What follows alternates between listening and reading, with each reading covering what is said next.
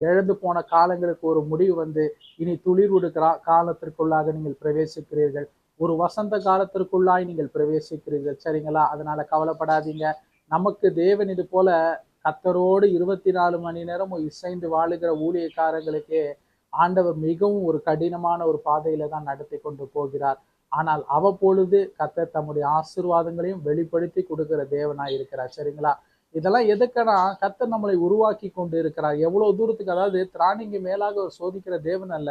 தீமையினால் சோதிக்கிற தேவன் அல்ல. இதெல்லாம் எதற்கு நமக்குன்னா, என் பிள்ளை எந்த அளவுக்கு எனக்கு உண்மையா இருக்கிறான், என் மகன் எந்த அளவுக்கு எனக்கு உண்மையா இருக்கிறா, நான் ஆசீர்வாதத்தை கொடுத்தாதான் என்னை துதிக்கிறாங்களா, எனக்கு உண்மையா உத்தமமா பரிசுத்தத்துல நிலை நிற்கிறாங்களா என்று சொல்லி, ஒருவேளை யோபை போல நமக்கு ஆண்டவர் ஒரு போராட்டத்தையும் ஒரு சோதனையும் அனுமதிக்காம இருக்கலாம். ஆனா சில காலங்கள் நம்மளுடைய ஜெபங்களுக்கு பதில் வராமல் இருப்பது எதற்கென்றால், அவர் பதில் தராம இருக்கணும்ட்டு கிடையாது. நம்ம ஜெபங்களை எல்லாம் சேர்த்து வைத்து நல்லா நம்மளுடைய விசுவாசத்தை நல்லா கனப்படுத்தும்படிக்கு, நம்ம பொறுமையை கனப்படுத்தும்படிக்கு மிகுந்த ஒரு பலனை ஆயத்தப்படுத்தி கொடுப்பார். சரிங்களா? இலை உதிர்ந்த காலங்கள் உண்டு. உங்களிடத்திலே சத்துருவின் உட்புகுதல் இருந்த காலங்கள் உண்டு. சத்துரு கொள்ளையிட்ட காலங்கள் உண்டு.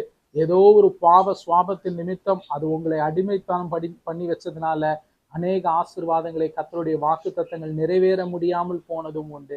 அப்படிப்பட்ட பிள்ளைகள், இனி நீங்கள் கர்த்தருக்குள்ளாய் அப்படியே உங்களோட ஓட்டத்தில் விசுவாசத்தில் ஸ்திரமாய் இருங்கள். வசந்த காலம் துவங்குகிறது, துளிர்விடுகிற காலம் துவங்குகிறது. உங்களுக்கு ஒரு பெரிய அறுவடையை கர்த்தர் ஆயத்த பண்ணி வைத்து விட்டார். கட்டாயமாய் அதை நிறைவேற்றுவார். விசுவாசத்தில் இந்த வார்த்தைகளை பற்றி கொண்டு கர்த்தருக்கு நீங்க நன்றி செலுத்துங்க. இன்னும் நீங்க பரிசுத்தத்துல நீதியிலும் இது மாதிரி சுச்சுவேஷன்ல தான் பானை பொங்கி வரும்போது, வெண்ணெய் பொங்கி வரும்போது பானையை உடைச்சிடக்கூடாதுன்னு வாங்கல்ல, இது மாதிரிதான் இந்த டைம்ல தான் நீங்க இன்னும் ஜாக்கிரதையா பரிசுத்தத்துல நீதியிலும் இருக்கணும். கர்த்தர் சொன்ன அந்த வாக்கு தத்துவத்தை நிறைவேற்ற அவர் உண்மை உள்ளவராய் இருக்கிறார். God bless you all. Amen.